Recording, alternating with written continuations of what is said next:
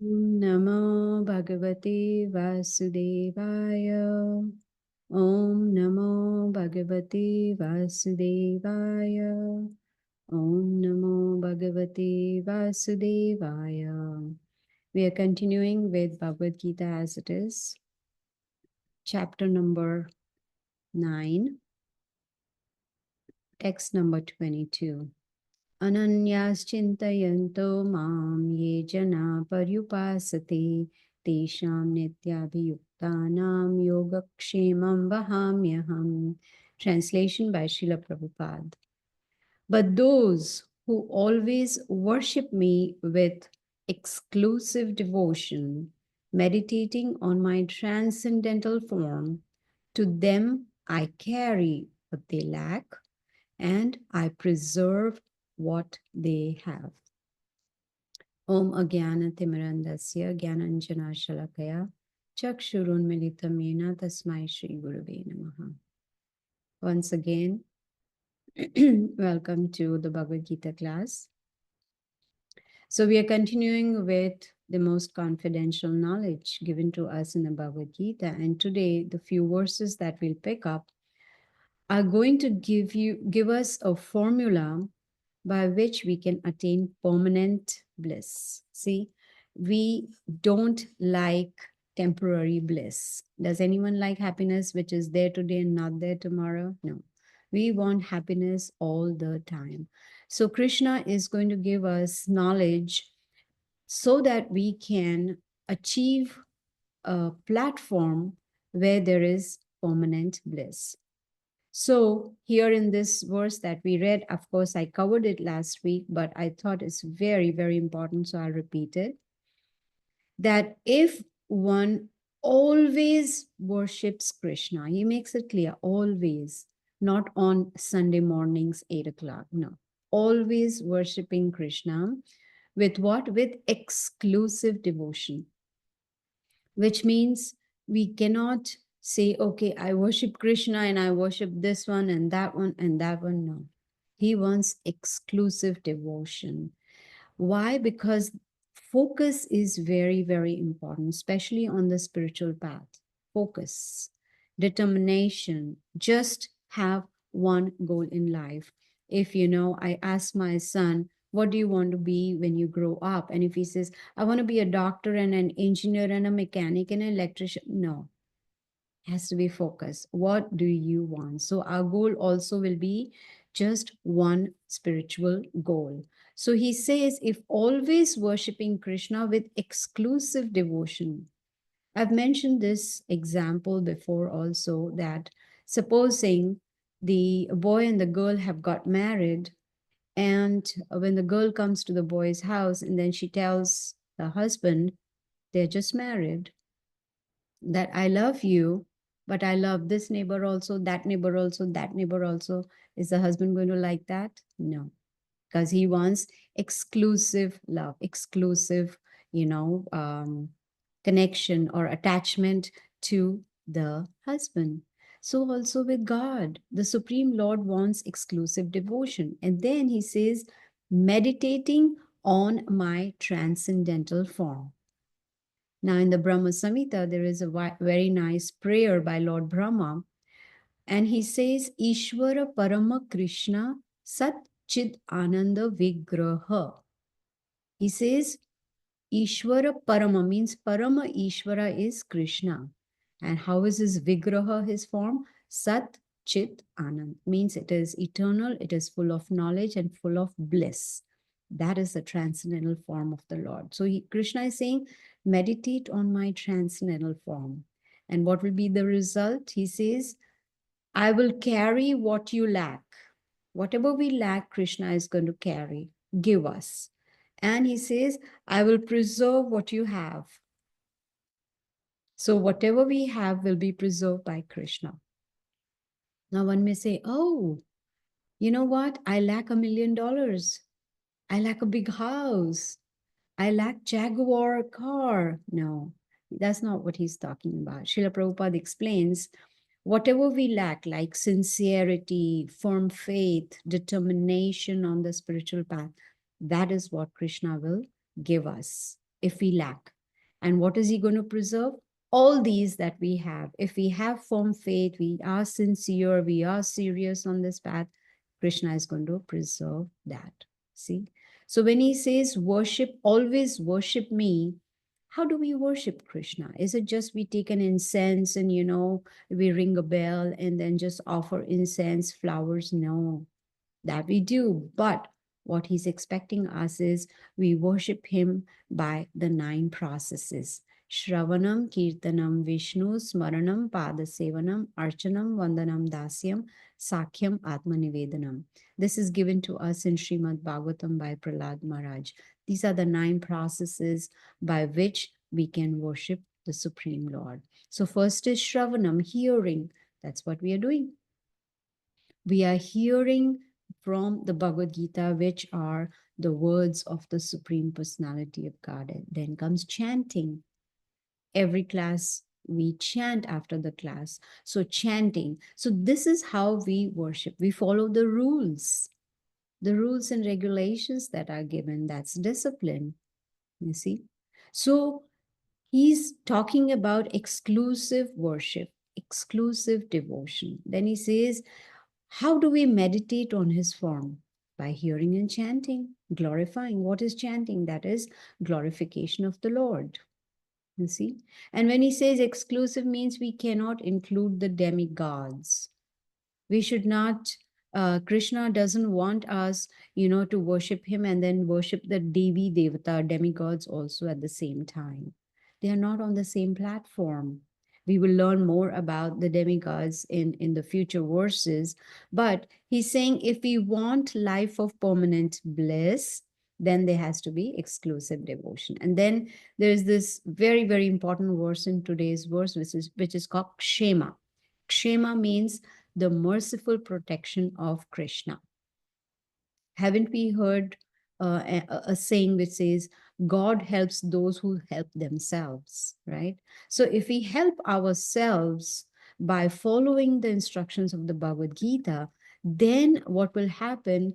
Krishna will bestow his mercy upon us. He'll say, oh, here is this person who is worshipping me with exclusive devotion, and then he's going to help. Kshema, he's going to give merciful protection. Now, in the very next verse, Krishna says that those who worship the demigods, they are actually worshiping me, but they are doing so in a wrong way. It's an indirect worship. See? Krishna wants direct worship. Who are demigods? We've learned in Bhagavad Gita before, and we also find references in the Srimad Bhagavatam. The demigods, they are aware of their position. They know that Krishna is above them. He is the Supreme Personality of Godhead. Many times I've given different references from scriptures that indicate that Krishna is the Supreme Lord and demigods are the managers. Like, for instance, Lakshmi Devi is the controller of wealth. Mother Saraswati is for education. Lord Indra is for providing rain. Sun god is to provide sunlight. Similarly, moon god is there to provide moonlight that gives juice to the vegetables and fruits. So each one has their own department, as you can say. Like Lakshmi Devi, you can say Department of Finance, right? Saraswati, Department of Education. So we should not get confused between the position of the Supreme Lord and his controllers that he has appointed for different departments. So Krishna says, those who are not intelligent, they worship indirect way. Their worship towards me is indirect. It has to be in the right way, not the wrong way.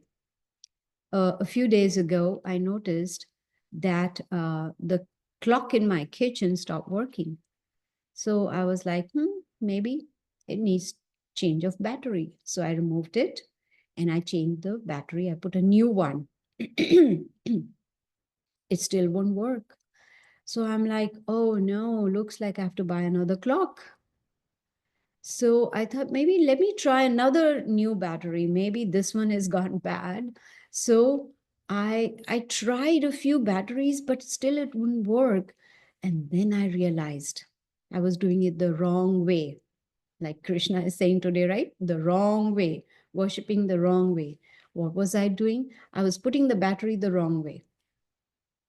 You see? So when I turned the battery around, boom, the clock started working. So even in spiritual life, we have to make sure we are doing the right way. Srila Prabhupada gives two examples of indirect way.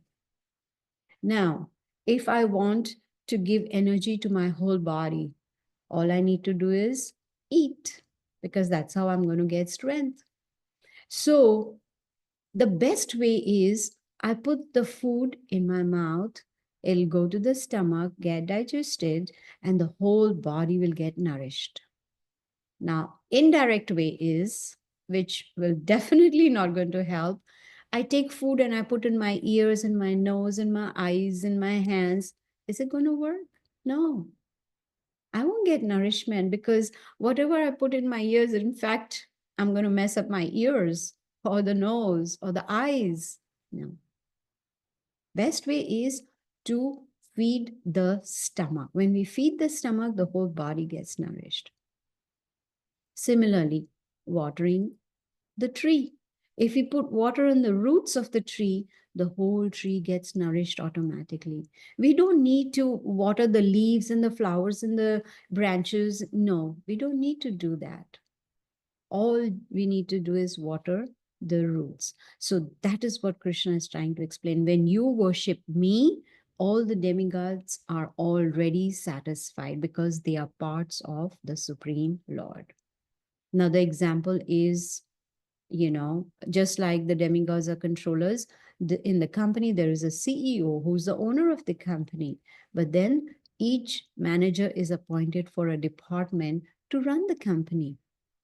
Finance manager, marketing manager, sales manager, HR manager, all these are managers. So best thing is to satisfy the CEO. Then automatically the manager is satisfied too. You see? So worshipping Krishna includes worship of demigods. You see, that is important to understand. But Srila Prabhupada says that if we try to worship the demigods who fulfill our desires very quickly, that is like offering bribes to them. I'm doing this for you. You please do this for me. That's a bribe. That's illegal. You see, one may get instant result, but that's going to be temporary. But the benedictions, the what you call the benedictions or the mercy that comes from Krishna is permanent. So here Krishna is saying, do not do the indirect way of worship. Just satisfy me, and automatically all the demigods also are going to be satisfied.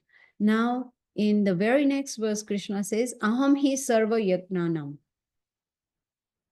He's again giving us knowledge about his position.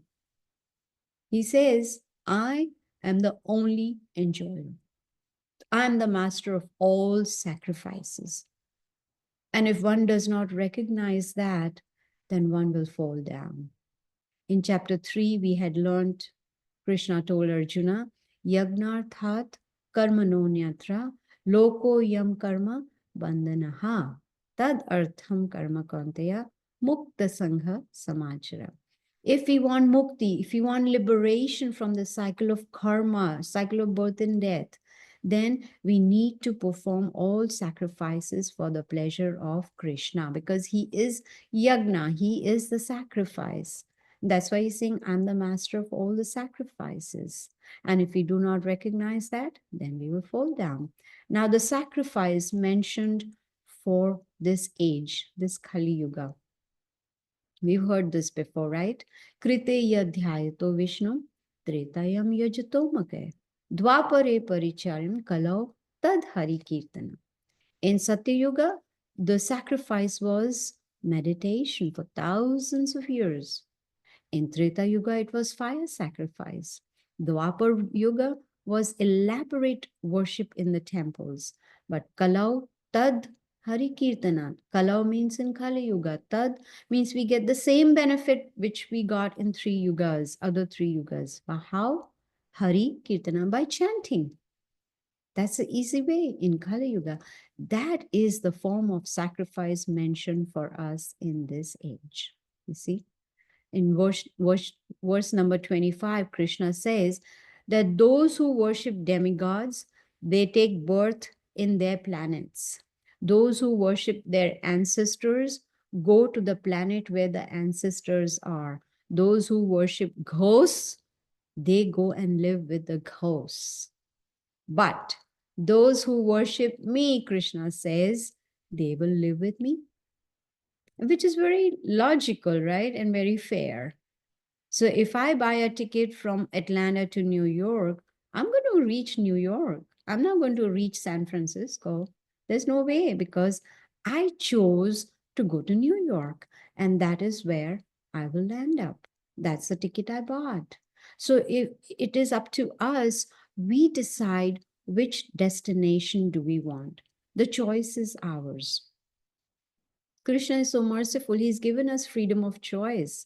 We can choose our destination. Just like GPS, we use it to reach our destination. So if we will worship demigods, we'll go to their planets.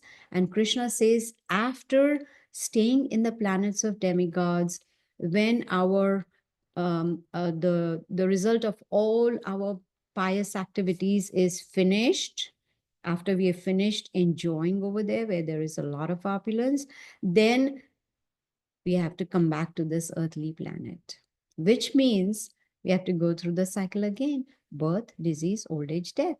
Then we are born again: birth, disease, old age, death. And then we keep going on and on and on in this cycle. Do we want that?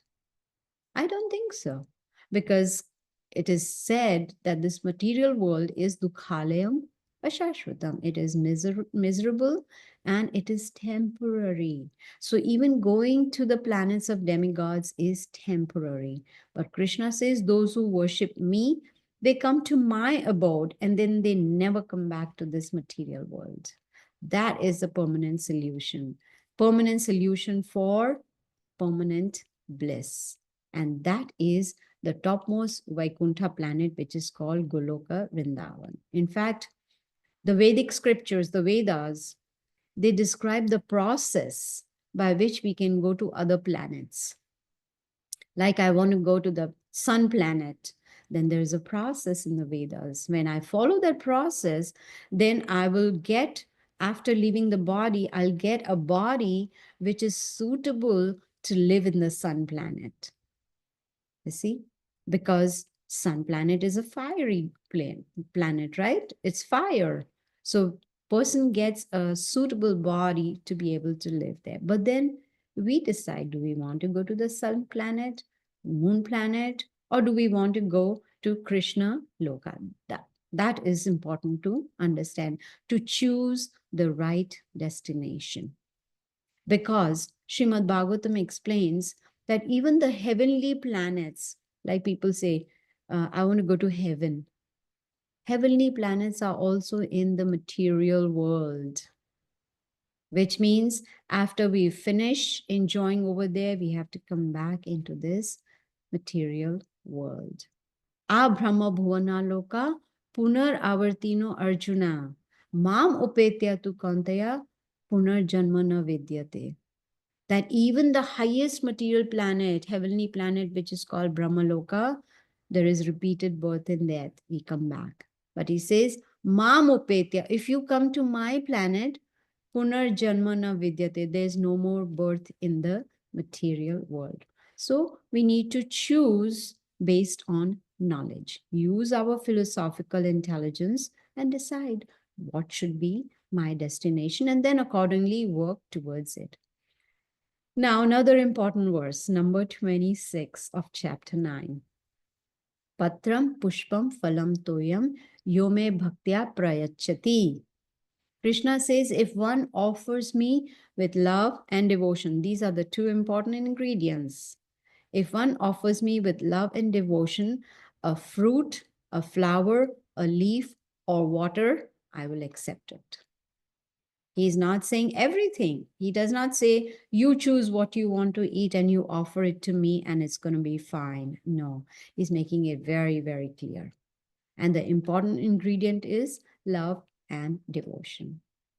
That is a process of achieving pure bliss, permanent bliss. You see?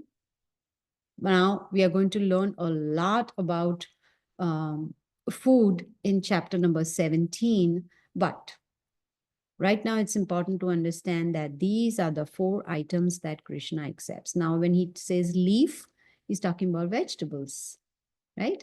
Leaf, fruit, flower, or water.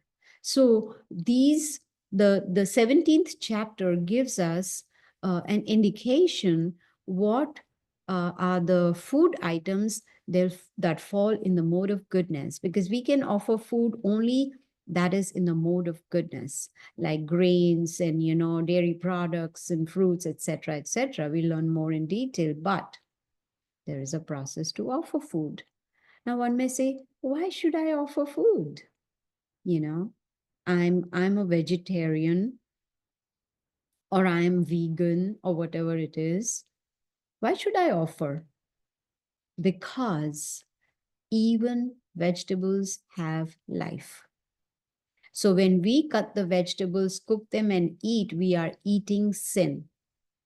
Yagna Shishtashina Santo Muchyante Sarva Kilbise Bhunjate Tve Agham Papam. Krishna says, Bhunjate Tve Agham Papam. If we do not offer our food to the Lord, then we are only eating sin. And every action has a reaction. So every sinful action has a sinful reaction, a bad reaction. So that is why it's important to offer food. Now, when it's important to offer food, then we should know what is the process to offer the food. It's a very simple method. All we do is we take the items that are listed in chapter 17 of the Bhagavad Gita, verses 8 onwards, that talks about food in the mode of goodness. We take from that list, we prepare it with love and devotion. We do not taste it. We do not smell it. Ladies have a habit while cooking, take a little and taste, how is it? No, no. No, we don't taste it. And I have a separate plate for the Lord and separate cup for water. You put the food that we have cooked in that plate, put one tulasi leaf and offer it to the Lord. If you all remember, I have already posted the prayers that are required while offering the food to the Lord in the WhatsApp group. But if we don't know the prayer, then at least with love and devotion, pray to the Lord to please accept the food that I've prepared for you. You can chant the Hare Krishna Maha Mantra, Hare Krishna, Krishna Krishna, Hare Hare, Hare Ram, Ram Ram, Hare. Offer it. And then after a few minutes, you can take that and mix it with the other food in the pot. And then it all becomes prasadam, which is sanctified food, which is blessed food. And Srila Prabhupada explains that when we eat that prasadam, offered food, then there is purification of mind, senses, intelligence, even finer brain tissues, so that we can understand the Bhagavad Gita. And if we do not offer it, then we are only eating sin. Krishna says, verily eating only sin. You see? So it's very, very important that we follow the process. Just like if I want to go to a country, I want to visit a country, and if I need a visa, I need to follow the process. I'm sure they have a form that needs to be filled up. We fill up the form and we fulfill all the requirements. Okay, Bhupendra is not in WhatsApp group. I'll add you in the WhatsApp group for sure. And I'll post the prayer for offering in that again. And what was I saying? Yes, so I need to follow the process, right? I need to fill the form and attach all the required documents that may need, a photograph of myself, whatever. There is a process. So also in spiritual life, there is a process. Now, in this verse, in Patram Pushpam Phalam Toyam that I read, Krishna talks about devotion twice. Bhakti. Bhakti is devotion. Bhakti is very, very important. That is the only way. That's the only way we can attain permanent bliss. That's the only way that we can attract Krishna's attention towards us. That's the only way we can purify ourselves. So we learned in one of the verses where Krishna says, I am the enjoyer. And since he's the enjoyer, he's being very specific. Let me give you an example. If one of you invite me to your house for dinner, what would you like to prepare for dinner? Something that you like or something that I like? If you want to please me, you would prepare what I like, correct? So also, if we want to please Krishna, we need to know what does he like, right? What does he want? And he's making it very clear, Patram, Pushpam, Phalam, Toyam. These are the only 4 items that I will accept. Now, what sacrifice does Krishna want in Kali Yuga? Chanting. Hare Krishna, Krishna Krishna, Hare Hare, Hare Ram, Ram Ram, Hare Hare. So we need to give him what he wants.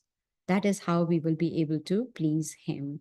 So if if any of you are interested in knowing more about offering food to the Lord, the specifics about the offerings, you can Google a book called Higher Taste, the Higher Taste. If you Google the Higher Taste by Srila Prabhupada, you will get in that knowledge about karma, knowledge about physiological reasons why we should be vegetarians, and a lot more information in that book. So it's called The Higher Taste. Maybe one of you, or maybe I can post it in this Zoom text. Maybe Parijat or someone, whoever can post The Higher Taste. Let me see if I can find it and I can put it there, The Higher Taste, because there are so many, Let me so search many, and see. so many books. Sorry, who is that? Yeah, Someone said Leela Krishna something. Mataji. I will check and I will post the link. Happy. Okay, thank you so much. Thank you. So I don't want to disrupt the class. So yes, please post that, The Higher Taste, a beautiful book that gives us knowledge about what we need to eat for this human form of body. You see, this is how we, achieve life of permanent bliss. Yes. How do you spell the word? Leela Krishna is going to post the link for you in this chat on Zoom to yes, about the book. He's going to post it there. So it's a very simple method for purification. Very, very simple. And this simple method can help us to achieve the highest perfection of life. Of what? Of eternity, which means we break the cycle of birth and death. And it's just a matter of consciousness. It's not that we have to go to the mountains, to the Himalayas, secluded place, to the forest to meditate. No, we can be where we are in our family life, doing our job, doing our business, taking care of family, everything we can do, but only change the consciousness. That's all. You see, whatever we eat, just like they say, you are known by the company you keep. Similarly, whatever we eat affects our consciousness. Most people are so used to eating in restaurants, but they don't know that the consciousness of the cook goes into the food. One may say, I'm a vegetarian. Okay. But the cook may not be a vegetarian. So his consciousness goes into the food, and then we get affected by that consciousness also. So simple thing is that we just Prepare food from the list that is given in chapter 17, verse number 8, in the purport Srila Prabhupada is given, and we offer it to Krishna. Simple. That will remove all the sinful reactions and it'll purify us. But important is two ingredients, love and devotion. These two ingredients are very, then Krishna says, I will accept it. He doesn't need anything, right? Krishna has everything. He's a supreme Lord. He doesn't need anything. But he's giving us an opportunity to become sin free, which means no more sinful reactions. And offering food is also considered a sacrifice. It's a yagna. You see? And this sacrifice of offering food to the Lord will help us to even clear our mind. It'll help us to clear our thinking process. It's a very scientific process. When you read this book, The Higher Taste, you will get a lot of knowledge about pure food, blessed food, which is also in Sanskrit called prasadam. So this is how we can, by following this process given to us in the scriptures, especially in the Bhagavad Gita, we will be able to achieve a life of permanent bliss. And this is also called Bhakti Yoga. And the first step of Bhakti Yoga is chanting the holy names of the Lord, Kirtanam. So just like after every class, we chant at least 10 times. So it's my humble suggestion to you, please chant with me just 10 times. If these beads are 108 in number, so if we chant 108 times the Maha Mantra, then it takes about, I would say, 8 minutes, 8 to 10 minutes. So please chant with me. And on your own every day, please chant the Maha Mantra. Hare Krishna, Krishna Krishna, Hare Hare, Hare Ram, Ram Ram, Hare Hare. Hare Krishna, Krishna Krishna, Hare Hare, Hare Ram, Ram Ram, Hare Hare. Hare Krishna, Krishna Krishna, Hare Hare, Hare Ram, Ram Ram, Hare Hare. Hare Krishna, Krishna Krishna, Hare Hare, Hare Ram, Ram Ram, Hare Hare. Hare Krishna, Krishna Krishna, Hare Hare, Hare Ram, Ram Ram, Hare Hare. Hare Krishna, Krishna Krishna, Hare Hare, Hare Ram, Ram Ram, Hare Hare. Hare Krishna, Krishna Krishna, Hare Hare, Hare Ram, Ram Ram, Hare Hare. Hare Krishna, Krishna Krishna, Hare Hare, Hare Ram, Ram Ram, Hare Hare. Hare Krishna, Krishna Krishna, Hare Hare, Hare Ram, Ram Ram, Hare Hare. Hare Krishna, Krishna Krishna, Hare Hare, Hare Ram, Ram Ram, Hare Hare. So you see, it's very, very simple. And my humble request to all of you is please chant this Maha Mantra every day, and you will see the difference, how the consciousness also gets purified just by chanting these holy names. So I'm going to end here now. And if anyone has any questions or comments, you are welcome to ask. Yes, Christina, go ahead. Good morning, Mara Gita. First of all,